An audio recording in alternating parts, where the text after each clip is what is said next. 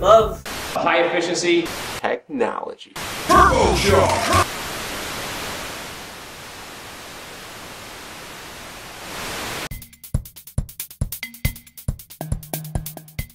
Welcome to my Animator DAZ Studio plugin tutorial. The first thing you'll want before we begin is to make sure that you have the right software in order to follow along. You're going to need a copy of DAZ Studio, and if we check, we'll see that I'm currently using version 2.3.3.146. Now, you may be using a slightly newer or a slightly older version of DAZ Studio, and that's probably okay. Just keep in mind, however, that different versions of DAZ Studio will have different levels of capability and compatibility with plugins like Animator. The next thing we'll want to check is that you have the Animator plugin loaded into DAZ Studio. You can do this by going to Help, clicking About Installed Plugins, and make sure that you see Animator in your list of installed plugins. Its status should be loaded, and you're going to want to make sure that your version is at least 2.0. 2.0 was released just recently, and it adds a couple of new features, such as copying and pasting of keyframes, and some additional enhancements for compatibility with other plugins, such as Animate and Puppeteer. We'll be going over a lot of those features later on in the tutorial, so you'll want to make sure that your version is up to speed. The last thing I want to mention before we get started is that if you go to the Animator DAZ Studio plugin page on DAZ3D.com, and click Product Documentation Wiki, you'll find that the Animator Reference Manual is available to both owners and non-owners alike.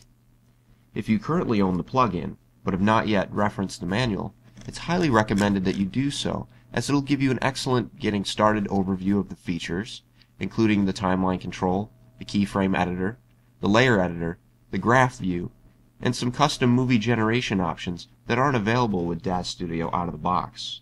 Now I'll be going over a lot of these features in some detail. However, this tutorial is not meant to be a replacement for the manual.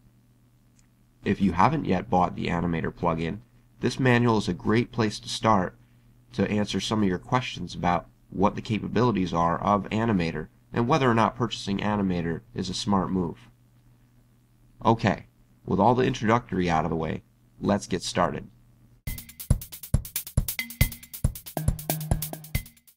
Now, if you've loaded DAZ Studio for the first time and you haven't yet used the Animator plugin, you might notice that Animator is nowhere to be found in your workspace.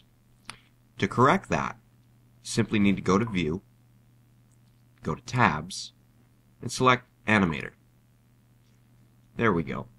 Now for this plugin tutorial, I'm going to drop this and dock it down here at the bottom. You can place it anywhere you like, but I want to have the interface visible along with the preview window so that I can show you different aspects of these tools and we can preview instantly what effect they have on my animation. Okay. The first thing that we'll get started with is the Animator timeline. Now, the timeline, you may notice, looks strikingly similar to the default timeline that comes with DAZ Studio out of the box. It's just a little bit bigger. And that's generally true. I can drag the timer index forward and backward and see my animation move forward and backward. I can step through my animation a frame at a time, forward or backward. I can jump all the way to the end of my animation. I can jump to the beginning of my animation. And I can specify whether or not I would like the animation to loop once it's done playing. Additionally, Animator allows me to select which layer I'm currently working on. Right now my animation only has one layer, the base layer, and so that's what's selected. If I had multiple layers, I could select any one of those, and now the rest of the view would be in terms of the layer that I currently have selected. These buttons are for advancing backward and forward through actual keyframes, which we'll get into in a second, and allow me to add and remove keyframes that I may see in the workspace here. Additionally, I can jump directly to particular frames if I want to, like say frame 20, by entering in the frame that I want. This will also limit the playback when I hit play to frames 20 through 60. If I wanted to limit play from 20 to 30, you might think that you're going to modify this box to simply say 30. Pay close attention though. You see this window that says, "Are you sure you want to delete?" It means what it says. If I click yes, I'm going to lose all my frames of animation from 30 to 60, which is not what I want to do. So I'm going to say no. Why is this there then? Well, this is there in case you have an animation that goes a little too long and you want to cut it short. You may want to cut it down to 30 frames from 60. This is how you do that. I'm going to set this back to 0, and now we're back to our normal animation. This next box, Current Layer Only, works in conjunction with this drop-down.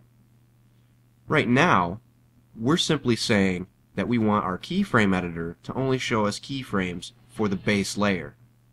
What this is saying is that in our preview window, when we hit play or when we fast forward or rewind on the timeline, we only want to see animations that belong in the base layer.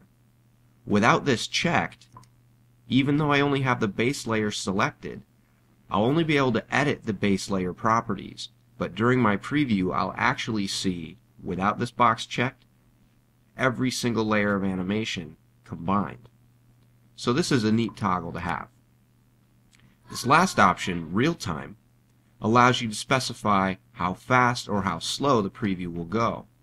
By default, DAZ Studio will do its best to animate based on your hardware and your software capabilities. If, however, I turn on Real Time, you'll notice that it goes much faster.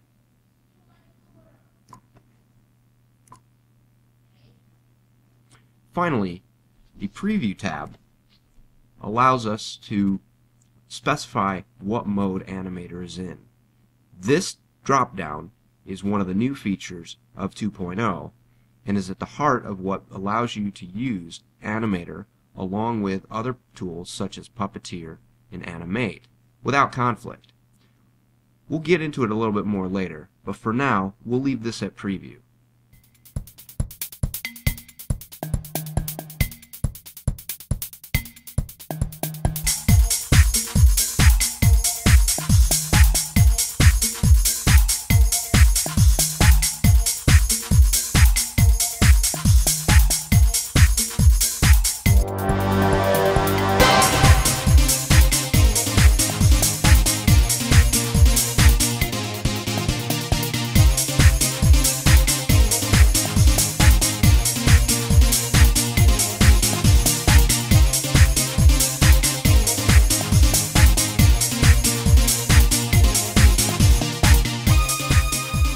Warning. Safety thresholds exceeded. System failure imminent.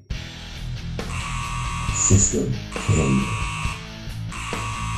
System failure. System failure. System failure. System failure.